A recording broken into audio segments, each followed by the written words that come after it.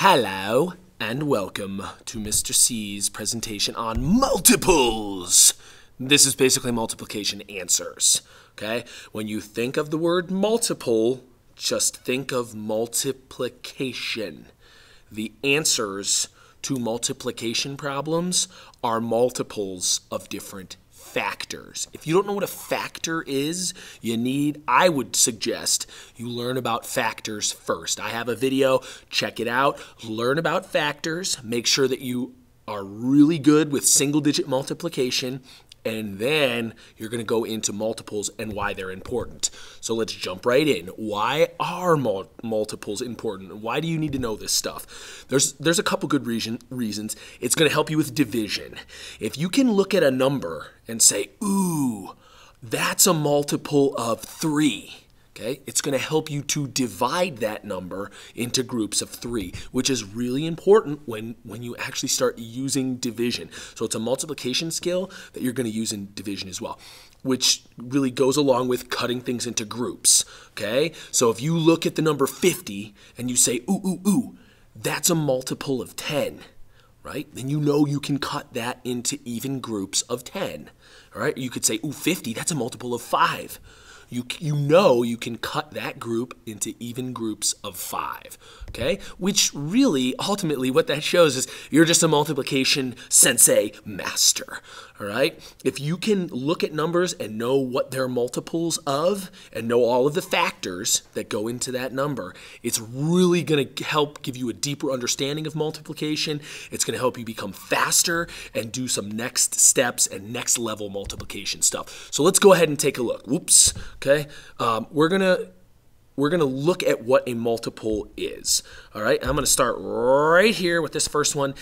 A lot of times when you see questions about multiples, it says name 3 multiples of a number. Okay, now just because you can name them doesn't mean that that's the only application of them. All right, so it's important to know multiples when you divide as well, and you'll learn about that when you get into big number division. But for now, just understand how to find them at a surface level. Okay, so how do we find multiples of 5? Here you go. You ready? 5 times any whole number is a multiple of 5. Yeah, it's that easy. Okay, so what's 5 times 2? Okay, if you don't know that, you probably shouldn't be watching this video. 5 times 2 is 10. Boom. Okay, 10 is one multiple of 5. All right, let's name another one. What's 5 times 4? Okay. 5 times 4 is 20. I hope you shouted it out before I said it. All right, 20 is another multiple of 5. Okay, we need to name one more. Let's think of even a harder one. What's 5 times 7? 35. There you go. Those are 3 multiples of 5. So 5 is a factor of each of these numbers. So each of these numbers is a multiple of 5. Do you see the relationship there between factors, right? If you don't remember what a factor is, here's 2 factors. Boom. 5 and 2 are factors of 10. So 10 is a multiple of 5 and 2. Okay? Here's 2 more factors, and one of them is actually the same. 5 and 4. Okay? 5 and 4 are both factors of 20. 20 is a multiple of both 5 and 4. Do you see the relationship here between factors and multiples? Okay, so let's do it one more time. Let's name 3 multiples of 12. All right, let's see. 12 times 7. I'll pick a tough one. Okay, 7 is 7. Multiples of 7 are always the hardest for me to remember, so you're going to see me pick those a lot. 12 times 7. Let's see. 7 times 10 is 70, and 7 times 2 is 14. That's 84. Okay, so 84 is a multiple of 12. Let's see. How about 12 times 3? We'll pick a slightly easier one. That's 36. Okay, so that's another multiple. And then let's do 12 times 5. That's always an interesting one for me because you never would think, or at least when you're first learning, you don't realize it's 60, right? 5 times 10 is 50, 5 times 2 is 10, 50 plus 10 is 60. Now the only thing I would suggest when you're listing them, I always like to list them from smallest to largest. So if I were listing these, I would go 36, 60, and 84. Okay? These are all multiples of 12. And they might be multiples of other numbers as well. Look, see 60? 60 is a multiple of 10 and 6, right? Because 10 times 6 is 60. So those are some more factors of 60. Shows that 60 is also a multiple of other numbers. 36 as well. 6 times 6 is 36. So 6 is a factor of 36, which means that 36 is a multiple of 6. See? Do you see that relationship?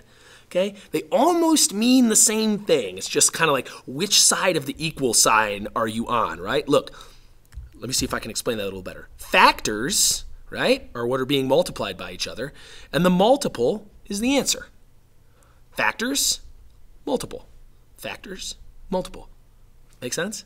If it doesn't, back it up and see if you can kind of re-listen to this step, see if you can understand it. If you're still struggling, ask a Sensei Master Mathematician to help you out with it, okay? But we're going to quickly recap what did we learn here today. Okay, so we learned a few important things. It's easy to find multiples if you know how to multiply, right? Those words even look and sound the same, okay? If you know how to multiply, finding multiples of numbers is easy. Understanding multiples is going to help you cut things into groups, right? You take those multiples, think of factors, right? Go, this is a multiple of what? And it can help you cut groups into those sizes. And then finally, if you know this, you're one step closer to being a black belt mathematician. Okay? You need to be able to look at multiples and identify factors. You need to be able to look at factors and identify multiples and really become automatic with your multiplication exercises in your head, at least with the single digits and then multiple digits after that. Okay? So, final step, try it! All right, let's see if you guys can do this. First one that I want you to do, name 3 multiples of the number 6. Ooh, 6 is tough. 6 annoys me. 6 is one of those ones that I have a hard time remembering right off the top of my head. But see what you can do. Okay, if you've been practicing your multiplication, you should be able to come up with some multiples of 6.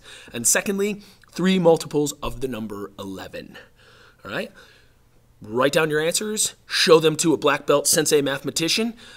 See if you got them right. If you didn't, try it again. Try it with different numbers. Practice, practice, practice. Keep working on being automatic with your single-digit multiplication in your head. Okay, I hope this helped. I will see you next time.